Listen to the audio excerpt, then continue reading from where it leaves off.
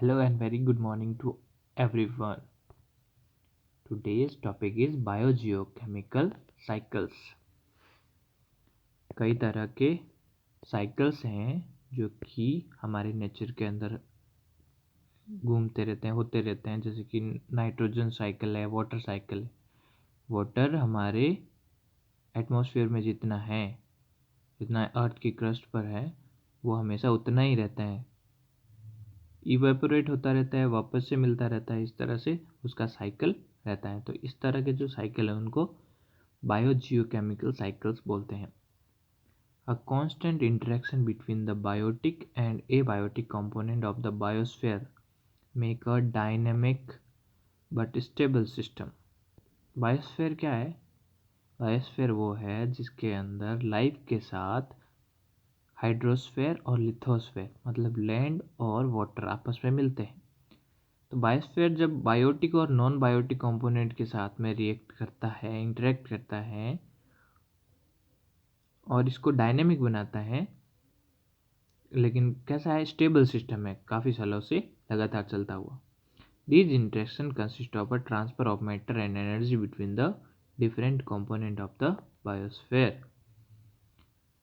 तो ये जो इंटरेक्शन होगा इनके बीच में, वो मैटर और एनर्जी के आपस में एक दूसरे के बीच में ट्रांसफर की वजह से होता है। Let us look at some process involved in the maintenance of the above balance। First है हमारा water cycle. You have seen how the water evaporates from the water bodies and subsequent condensation of this water vapor leads to rain। तो जब heat rise होती, heat बढ़ती है, तो उसकी वजह से वाटर इवेपोरेट्स हो जाता है और वो जब कूल डाउन हो जाता है, वापस कंडेंस होने के बाद में एज ए रेन वापस लैंड के ऊपर चला आता है। But we don't see the seas and oceans drying up. कभी भी हमने नहीं देखा कि समुद्र का पानी सूख गया हो, समुद्र सूख गया हो, या फिर जो बड़ा ओशियन है वो सूख गया हो, महासागर। So how is the water returning to these water bodies? वापस कैसे आता है? The whole process in which water evaporates and falls on the land as a rain and later flows back into the sea via rivers is known as the water cycle। तो जो पूरा process है जिसके अंदर क्या होता है, water का इवेपोरेशन होता है, इवेपोरेट होके वो एज ए रेन लैंड के ऊपर फॉल करता है, गिरता है, और फिर रिवर्स एज ए रिवर वापस फ्लो करके समुद्र सीज के अंदर या ओशन में पहुंच जाता है।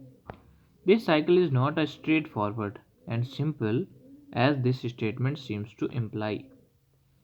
तो ये जो हमने स्टेटमेंट अभी दिया कि इवेपोरेट हुआ, रेन वापस रेन हुई और रिवर के थ्रू वापस पहुंच गया, ये इतना सिंपल नहीं है जितना कि हम लोग बोलने में ऐसा बता रहे हैं। ठीक है, बोल के बता रहे हैं। All of the water that falls on the land does not immediately flow back into the sea। तो जितना इवेपोरेट हुआ है और रेन के थ्रू लैंड के ऊपर जो वाटर गिरा है, तो वो पूरा का पूरा समुद्र में नहीं पहुंचता, कुछ बीच में यूज कर लेते हैं। Some of it seeps into the soil and becomes part of the underground reservoir of fresh water। तो उसका जो कुछ पार्ट है वो वाटर के अंदर चला जाता है, ग्राउंड के अंदर चला जाता है, अंडरग्राउंड, और फ्रेश वाटर का रिजर्वोयर बन जाता है, स्रोत बन जाता है साफ पानी का। Some of these underground water finds its way to the surface through spring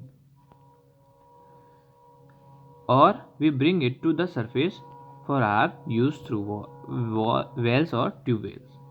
तो जब हमको उनकी वापस ज़रूरत होती है तो कुएं और या फिर ट्यूबवेल वगैरह बना के उनसे पानी को वापस यूज किया जाता है। Water is also used by terrestrial animals and plants for various life processes। जो टेरेस्ट्रियल एनिमल्स हैं, लैंड्स के ऊपर रहने वाले जीव जंतु हैं, वो भी पानी का यूज करते हैं, इस्तेमाल करते हैं। Let's look at another aspect of what happens to water during the water cycle। तो देखते हैं क्या होता है जब वाटर साइकिल होता है। तो देखो, ये है surface water, when it evaporates it becomes clouds. ये सन की हीट की वजह से इवेपोरेट होके क्लाउड में कन्वर्ट होता है और फिर क्लाउड्स रेन के थ्रू वापस से इस ग्राउंड के ऊपर चले आते हैं।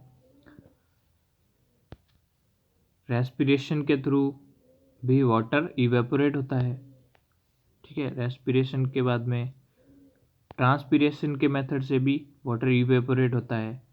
ट्रांसपिरेशन, जब गर्मी बढ़ती है तो जो प्लांट्स बॉडीज़ हैं वो ट्रांसपिरेशन के थ्रू अपने अंदर मौजूद जो वाटर है उसको बाहर छोड़ देते हैं, और साथ ही में जो एनिमल्स हैं वो रेस्पिरेशन के थ्रू वाटर वेपर को बाहर छोड़ते रहते हैं। तो इस तरह से इवेपोरेशन कई तरीके से होता है। सन की हीट से होता है, ट्रांसपिरेशन से होता है और रेस्पिरेशन से होता है, और इनसे क्लाउड फॉर्मेशन होता है और क्लाउड बनने के बाद में बरसात हो जाती है।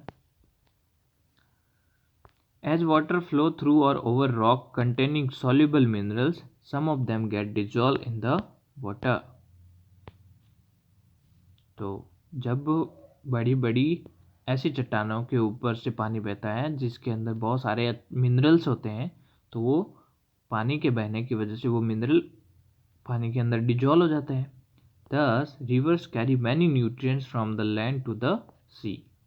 तो जो लैंड के ऊपर मौजूद कई सारे मिनरल्स और न्यूट्रिएंट्स हैं उनको पानी बहाकर समुद्र के अंदर लेके चला जाता है।